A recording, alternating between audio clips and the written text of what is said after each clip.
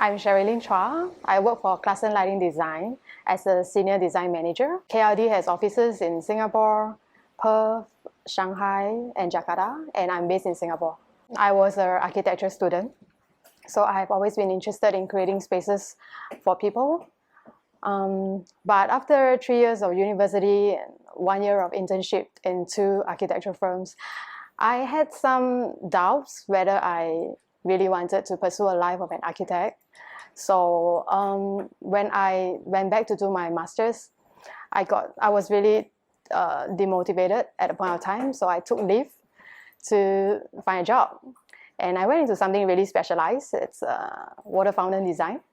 I worked for a German manufacturer, and I was there for 4 years, and I was doing design for water fountains and lighting up water fountains.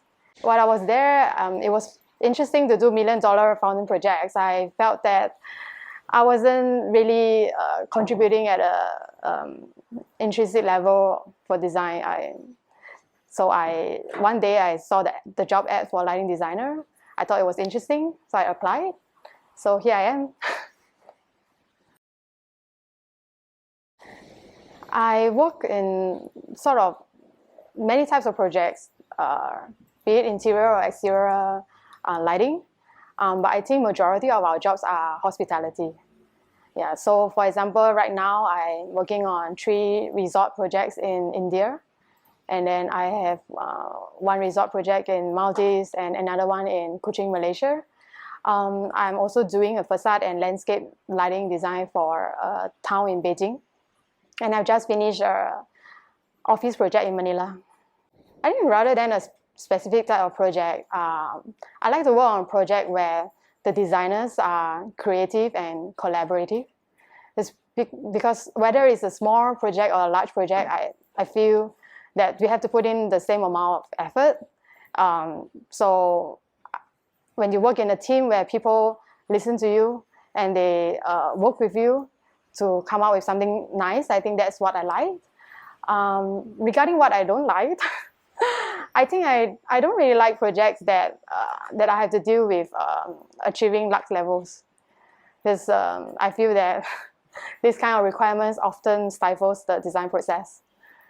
Yeah, so I think hospitality is a good project. I think there's still a lot of potential for the future of lighting technology. Light is light, but the light source that man has been using has changed so much over the years.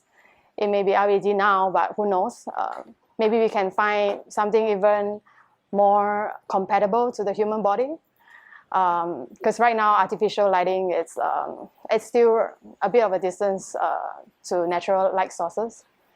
Yeah, and recently there's a lot of buzz on the Internet of Things. I think that's an inevitable part of city life and modern society. And light being one of the fundamental unit of building will naturally be part of this whole Internet of Things.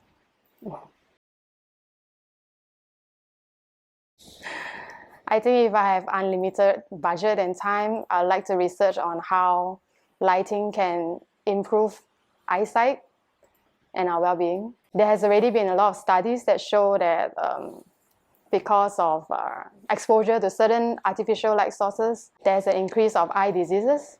And in the recent few decades, man has been exposed to so much more artificial light compared to the past. And we sort of don't use natural light sources as much or exposed to it as much as before. So it's no wonder that our vision are getting adversely affected. So I don't think artificial lighting can ever replace natural light sources, but I hope that we can understand lighting more and more so that we stop doing harm to our eyes and our human bodies. I think if I have to name a project, it will be Alila Yangshore in China. It's a project that took 4 years to finish, and I struggled a lot in it. I learned a lot in it as well. But well, the end product was really good. So I think that made all the hard work worth it.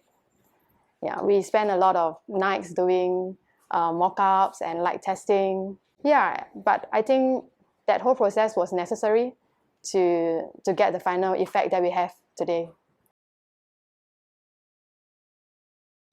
I think the biggest challenge is actually overcoming self-doubt.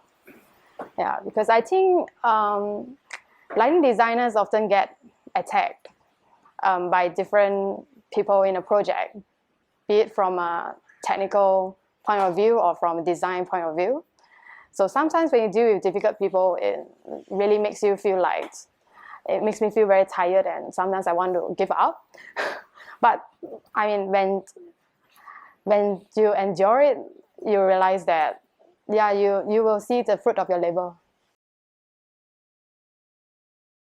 I have been working for Martin and sort of like his disciple for my entire lighting career. So definitely he has been a big influence to me in lighting. He is a very hands-on designer.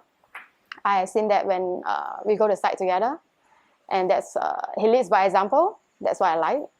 He often says that despite years of experience, he's still learning about light. So I think that's a very good attitude that a lighting designer should have, or any designer should have, actually. As a designer, I look up to him, and I hope to become a dedicated and accomplished designer like him, where I can always learn about light and try to enjoy the process of working on light. I think light is both art and science. Very interesting, you can manipulate light. There's a lot of magic in lighting, just like there's a lot of wonder in nature. And I think good architectural lighting really helps person perceive a space. It can enhance a space. So I think light always motivates me to try to make better spaces for people. I've been to a few lighting events, and somebody told me before, and I observe it as well, that there are actually a lot of women lighting designers in Singapore. Yeah, but at events, they usually keep to themselves. I used to be one of them. I think it's the same reason why a lot of women can cook, but most chefs are male. I think women, they have a different motivation for doing things they like. And maybe in lighting, they just want to get their job well done, but they don't necessarily see the need to put themselves out there. And also, we are still part of the construction industry, which is dominated by men. We go to meetings, we see men. We go to the site, we see a lot more men. And we are used to having men to take the lead and to speak at conferences. But I think this is slowly changing. So personally, I am pretty inspired by Yali, my university mate, who is a woman lighting designer, and she has been actively volunteering and participating in lighting associations. And that makes me want to step up and support her. You see, my motivation is different. It's not so much I want to put myself up there, but I want to support her or other women who are pushing themselves for what they are passionate in. I think my message to them would be that they are not alone, that they can always reach out for support, and they can always try to do better and try to aim higher.